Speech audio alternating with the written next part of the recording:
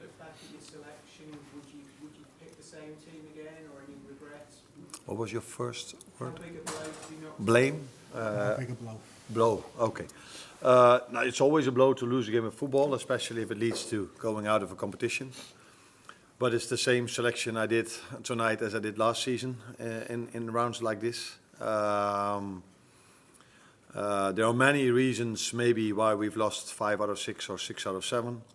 None of them are good enough to accept losing so many. So I can come up with arguments or reasons, but none of them will how do you say this? Will be enough to go to that standard, because at Liverpool losing 5 out of 6, 6 out of 7 is always too much. But if I look at our performance against Brentford, to use that as an example, 2 days after we played Frankfurt away, I saw there a team that maybe struggled with playing 3 games in 7 days. Again, not an excuse, but to lose that game of football, which is not a complete surprise to me if I see the struggle some players have had in pre-season, and players that came from different leagues, and it's a new challenge for them to play at Premier League and Champions League level 3 games in 7 days.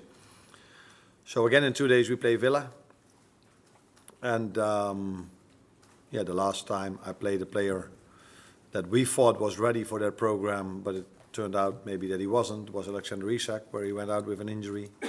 Last time we played Southampton, Giovanni Leone went out with an injury in a game like this, and we got the red card for Hugo Ekitike after 2 yellows. And I think at this moment of time, with only 15, 16 players available, and I'm talking then about players of our squad available, then to add to that this club has always used this competition for their academy players as well, so for the non-starters and academy players. This felt to me as the right decision, but and I haven't changed my opinion about that after the results, because with our starters we haven't been able to win a lot from Palace as well. Beth? Obviously you've been able to sort of protect your first team players, your senior players from injury tonight. Do you worry that it might put a bit more pressure on that game on Saturday, more expectation, having given those players a rest tonight? I don't think it's possible if you lose 5 out of 6 that there's now after 6 out of 7 even more pressure. So if you're on a run of results like this, if you play for Liverpool, if you manage Liverpool, you know the pressure is there, and I don't think it has changed much after this loss. But if it did, then the most positive thing about tonight was that the position we were in, 2-0 down, and we weren't really pushing for a goal because we weren't able to. The fans were behind the team, were supporting us, and that gives me the feeling that Saturday, when our players will show how much it means to them, our fans will be incredibly supportive for us Saturday. But again, we face a team that has rested a week to play us, and that's Villa. Paul Joyce? Who will be back for the weekend? Is Alexander or Gravenberch likely to fit for Aston Villa? I think Ryan has a good chance. The other ones are going to be, let's wait and see, tomorrow and Friday. But I don't know all of them, but I think Ryan has the best chance from all of them. Yeah. Mike? A year ago in those rounds, you'd have Salah, say, on the bench, and some of the other senior players on the bench. Was it the fact that you wanted 0 risk at all, that you wouldn't have them even? I'm not too sure if that is right what you are saying, because when we played West Ham, I don't think Salah was on the bench. But maybe I'm wrong, maybe you are right. But I don't think he was. So a year ago, we did the same.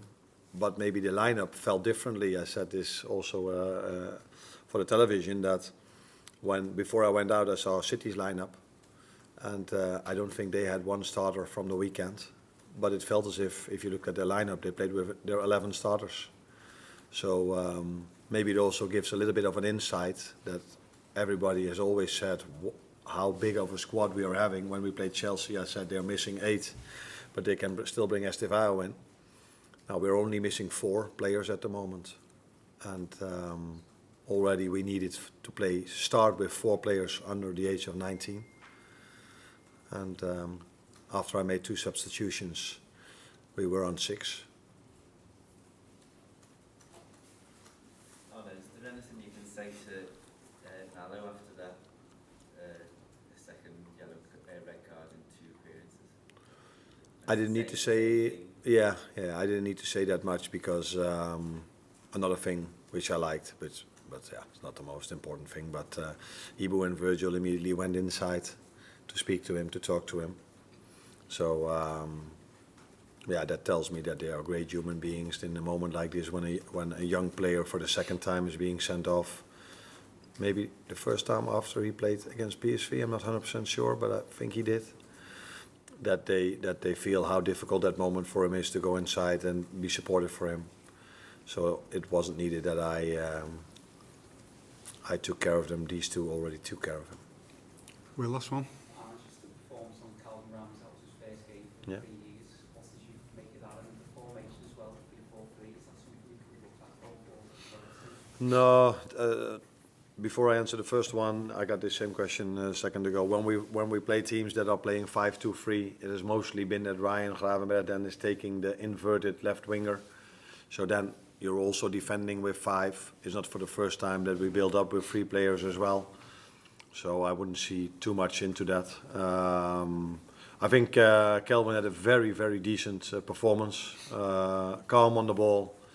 Like, I don't know if I said it over here, but the first half hour I think was, I think we had better chances than them actually.